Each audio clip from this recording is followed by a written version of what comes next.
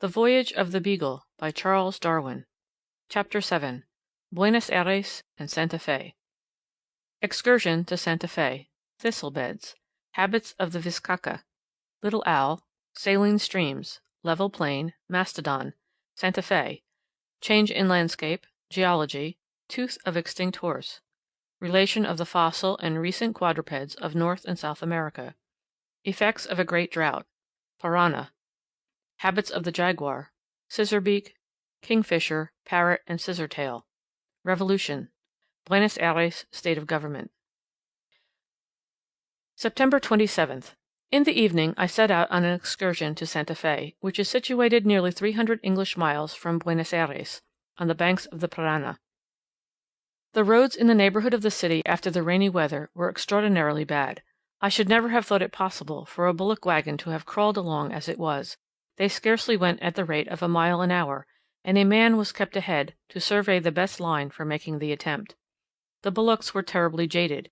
It is a great mistake to suppose that with improved roads and an accelerated rate of traveling, the sufferings of the animals increase in the same proportion. We passed a train of wagons and a group of beasts on their road to Mendoza. The distance is about 580 geographical miles, and the journey is generally performed in 50 days. These wagons are very long, narrow, and thatched with reeds. They have only 2 wheels, the diameter of which in some cases is as much as 10 feet. Each is drawn by 6 bullocks, which are urged on by a goad at least 20 feet long. This is suspended from within the roof. For the wheel bullocks a smaller one is kept, and for the intermediate pair a point projects at right angles from the middle of the long one. The whole apparatus looked like some implement of war. September 28th. We passed the small town of Luxan, where there is a wooden bridge over the river, a most unusual convenience in this country. We passed also Areco. The plains appeared level, but were not so in fact, for in various places the horizon was distant. The estancias are here wide apart, for there is little good pasture, owing to the land being covered by beds either of an acrid clover or of the great thistle.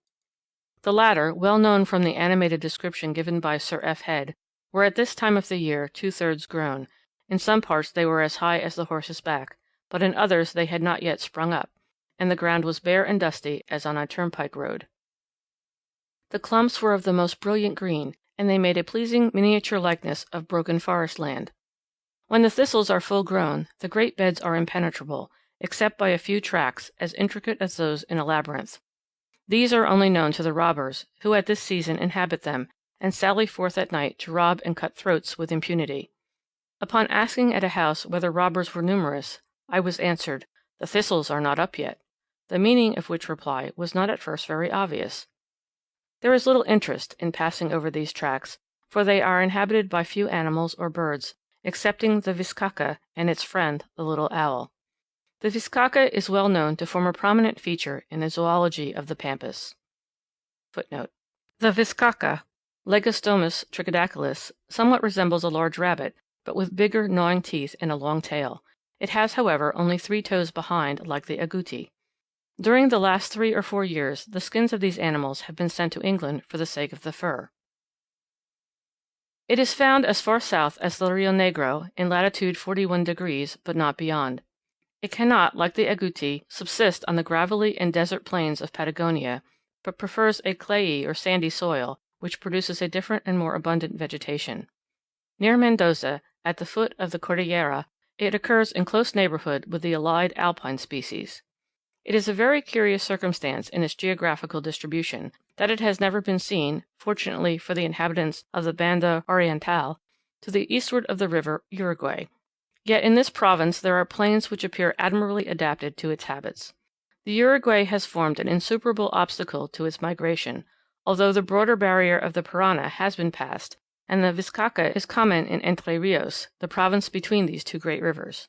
Near Buenos Aires these animals are exceedingly common. Their most favorite resort appears to be those parts of the plain which during 1/2 of the year are covered with giant thistles, to the exclusion of other plants. The gauchos affirm that it lives on roots, which, from the great strength of its gnawing teeth and the kind of places frequented by it, seems probable. In the evening the Vizcachas come out in numbers, and quietly sit at the mouths of their burrows on their haunches. At such times they are very tame, and a man on horseback passing by seems only to present an object for their grave contemplation. They run very awkwardly, and when running out of danger, from their elevated tails and short front legs, much resemble great rats. Their flesh, when cooked, is very white and good, but it is seldom used. The viscaca has one singular habit, namely, dragging every hard object to the mouth of its burrow. Around each group of holes, many bones of cattle, stones, thistle stalks, hard lumps of earth, dry dung, etc., are collected into an irregular heap, which frequently amounts to as much as a wheelbarrow could contain. I was credibly informed that a gentleman, when riding on a dark night, dropped his watch.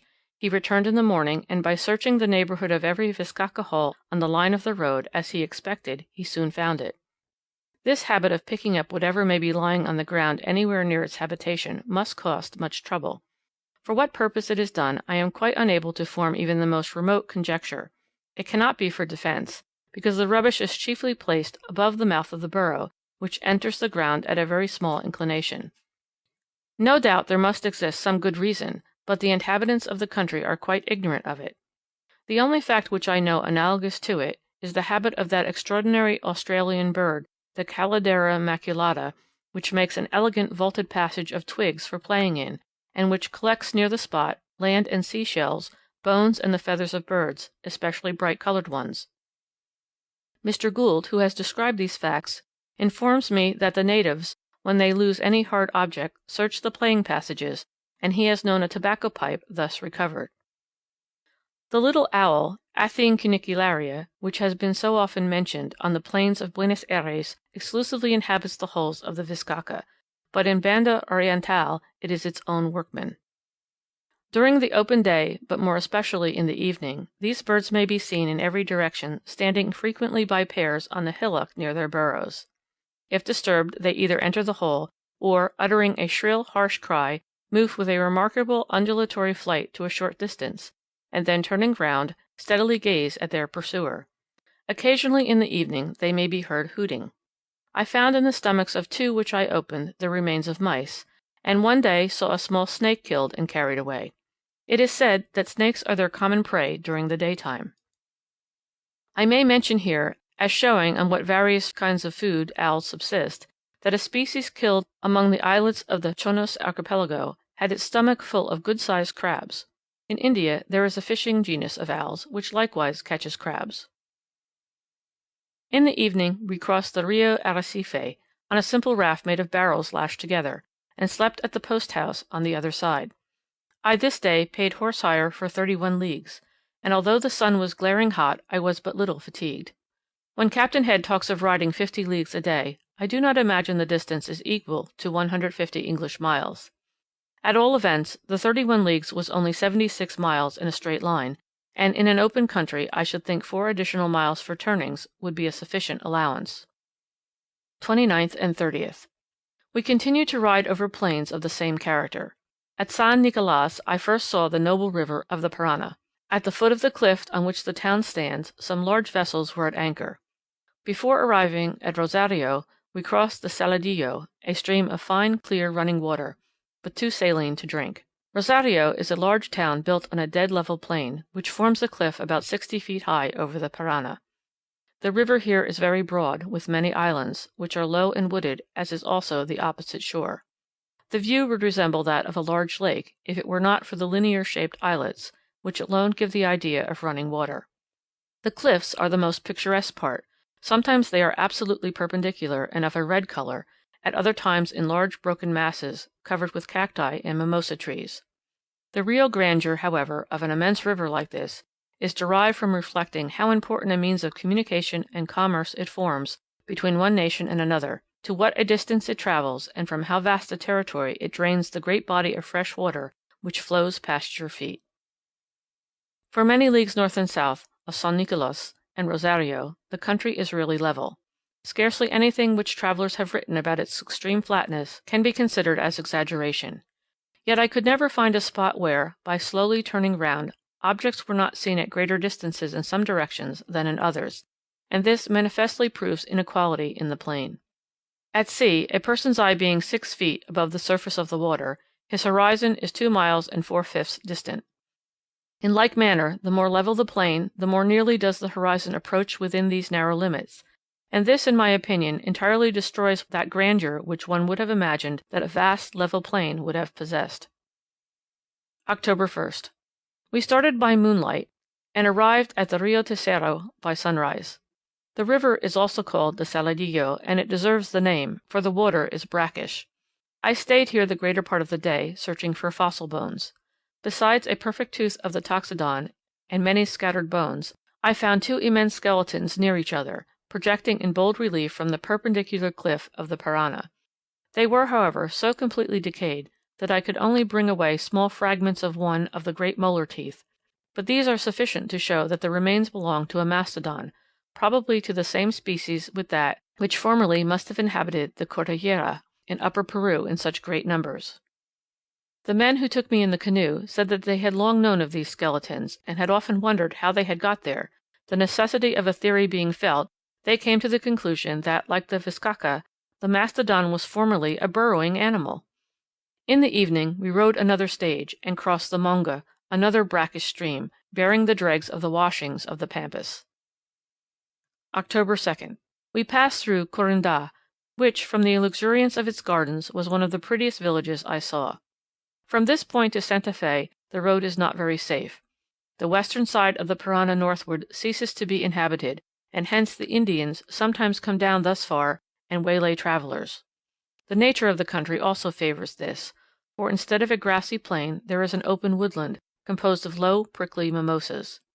We passed some houses that had been ransacked and since deserted. We saw also a spectacle which my guides viewed with high satisfaction. It was the skeleton of an Indian, with the dried skin hanging on its bones, suspended to the branch of a tree. In the morning we arrived at Santa Fe. I was surprised to observe how great a change of climate a difference of only 3 degrees of latitude between this place and Buenos Aires had caused. This was evident from the dress and complexion of the men, from the increased size of the umbu trees, the number of new cacti and other plants, and especially from the birds. In the course of an hour I remarked half a dozen birds, which I had never seen at Buenos Aires. Considering that there is no natural boundary between the two places, and that the character of the country is nearly similar, the difference was much greater than I should have expected. October 3rd and 4th. I was confined for these 2 days to my bed by a headache. A good-natured old woman who attended me wished me to try many odd remedies. A common practice is to bind an orange leaf or a bit of black plaster to each temple, and a still more general plan is to split a bean into halves, moisten them, and place one on each temple where they will easily adhere. It is not thought proper ever to remove the beans or plaster, but to allow them to drop off, and sometimes if a man with patches on his head is asked what is the matter, he will answer, "I had a headache the day before yesterday." Many of the remedies used by the people of the country are ludicrously strange, but too disgusting to be mentioned. One of the least nasty is to kill and cut open 2 puppies, and bind them on either side of a broken limb. Little hairless dogs are in great request to sleep at the feet of invalids. Santa Fe is a quiet little town, and is kept clean and in good order. The governor, Lopez, was a common soldier at the time of the Revolution, but has now been 17 years in power. This stability of government is owing to his tyrannical habits, for tyranny seems as yet better adapted to these countries than republicanism. The governor's favourite occupation is hunting Indians. A short time since he slaughtered 48, and sold the children at the rate of 3 or 4 pounds apiece. October 5th. We crossed the Parana to Santa Fe Bajada, a town on the opposite shore. The passage took some hours, as the river here consisted of a labyrinth of small streams, separated by low wooded islands. I had a letter of introduction to an old Catalonian Spaniard, who treated me with the most uncommon hospitality. The Bajada is the capital of Entre Rios. In 1825 the town contained 6,000 inhabitants, and the province 30,000, yet few as the inhabitants are, no province has suffered from more bloody and desperate revolutions. They boast here of representatives, ministers, a standing army, and governors, so it is no wonder that they have their revolutions. At some future day this must be one of the richest colonies of La Plata. The soil is varied and productive, and its most insular form gives it 2 grand lines of communication by the rivers Parana and Uruguay. I was delayed here 5 days, and employed myself in examining the geology of the surrounding country, which was very interesting. We here see at the bottom of the cliffs beds containing sharks' teeth and sea shells of extinct species, passing above into an indurated marl, and from that into the red clayey earth of the pampas, with its calcareous concretions and the bones of terrestrial quadrupeds. This vertical section clearly tells us of a large bay of pure salt water, gradually encroached on and at last converted into the bed of a muddy estuary, into which floating carcasses were swept. At Punta Gorda, in Banda Oriental, I found an alternation of the Pampean estuary deposit, with a limestone containing some of the same extinct seashells, and this shows either a change in the former currents, or more probably an oscillation of level in the bottom of the ancient estuary. Until recently, my reasons for considering the Pampean formation to be an estuary deposit were its general appearance, its position at the mouth of the existing great river the Plata, and the presence of so many bones of terrestrial quadrupeds. But now Professor Ehrenberg has had the kindness to examine for me a little of the red earth, taken from low down in the deposit, close to the skeletons of the mastodon, and he finds in it many infusoria, partly salt water and partly freshwater forms, with the latter rather preponderating, and therefore, as he remarks, the water must have been brackish. M. A. D'Orbigny found on the banks of the Parana, at the height of 100 feet, great beds of an estuary shell, now living 100 miles lower down nearer the sea, and I found similar shells at a less height on the banks of the Uruguay. This shows that just before the pampas was slowly elevated into dry land, the water covering it was brackish.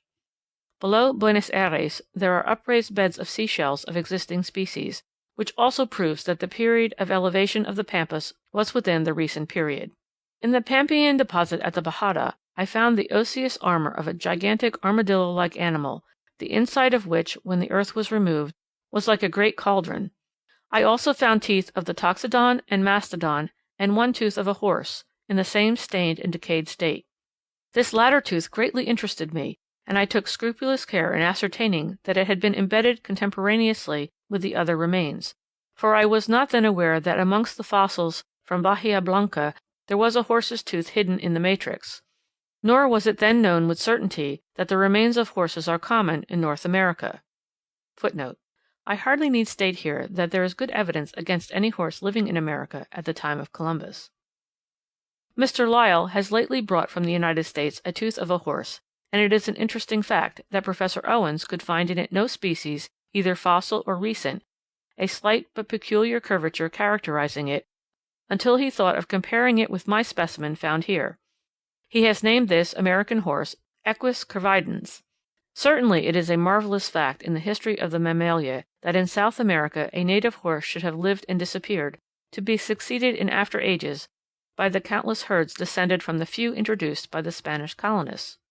The existence in South America of a fossil horse, of the mastodon, possibly of an elephant, and of a hollow-horned ruminant, discovered by M. Lund and Clausen in the caves of Brazil, are highly interesting facts with respect to the geographical distribution of animals. At the present time, if we divide America not by the Isthmus of Panama, but by the southern part of Mexico in latitude 20 degrees, where the great tableland presents an obstacle to the migration of species, by affecting the climate, and by forming, with the exception of some valleys and of a fringe of low land on the coast, a broad barrier, we shall then have the two zoological provinces of North and South America strongly contrasted with each other. Footnote: this is a geographical division followed by Lichtenstein, Swainson, Erickson, and Richardson. The section from Vera Cruz to Acapulco, given by Humboldt in the political essay on Kingdom of North Spain, will show how immense a barrier the Mexican tableland forms. Dr. Richardson, in his admirable report on the zoology of North America, read before the British Association, talking of the identification of a Mexican animal with the Cynotheres prehensilis, says, "We do not know with what propriety, but if correct, it is, if not a solitary instance, at least very nearly so, of a rodent animal being common to North and South America." Some few species alone have passed the barrier, and may be considered as wanderers from the south, such as the puma, opossum, kinkajou, and peccary. South America is characterized by possessing many peculiar gnawers, a family of monkeys, the llama, peccary, tapir, opossums, and especially several genera of Edentata, the order which includes the sloths, anteaters, and armadillos. North America, on the other hand, is characterized, putting on one side a few wandering species, by numerous peculiar gnawers, and by 4 genera, the ox, sheep, goat, and antelope, of hollow-horned ruminants, of which great division South America is not known to possess a single species. Formerly, but within the period when most of the now existing shells were living, North America possessed, besides hollow-horned ruminants, the elephant, mastodon, horse, and 3 genera of Edentata, namely the Megatherium, Megalonyx, and Mylodon. Within nearly this same period, as proved by the shells at Bahia Blanca, South America possessed, as we have just seen, a mastodon, horse, hollow-horned ruminant, and the same 3 genera, as well as several others, of the Edentata. Hence it is evident that North and South America, in having within a late geological period these several genera in common, were much more closely related in the character of their terrestrial inhabitants than they now are.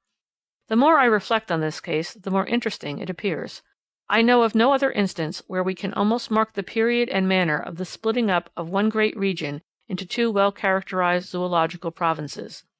The geologist who is fully impressed with the vast oscillations of level which have affected the earth's crust within late periods, will not fear to speculate on the recent elevation of the Mexican platform, or, more probably, on the recent submergence of land in the West Indian archipelago as the cause of the present zoological separation of North and South America. The South American character of the West Indian mammals seems to indicate that this archipelago was formerly united to the southern continent, and that it has subsequently been an area of subsidence.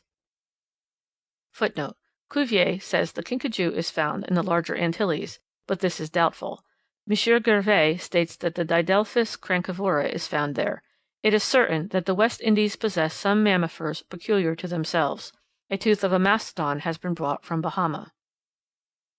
End of Chapter 7, Part 1.